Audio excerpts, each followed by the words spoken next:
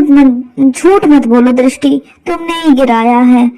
नहीं भाई, झूठ मत बोल भाई, तूने ही गिराया है, मैंने देखा भाई, तुमने गिराया। अरे पापा, पापा देखो ना पापा, भाई ने दूध गिरा दिया।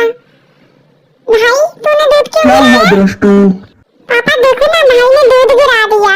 इसने ही गिराया है पापा, किचन में भी गिराया और यहाँ भी गिराया है। तुम मेरी बिल्कुल भी नहीं सुनते हो, हमेशा गलती करते हो, पढ़ाई भी नहीं करते हो। अरे भाई तुमको रो क्यों रहा है? ये ले चॉकलेट, मेरा प्यारा भाई। रो मत भाई, ये ले चॉकलेट। अब मेरा होमवर्क कर भाई, चॉकलेट ऐसे ही नहीं दी।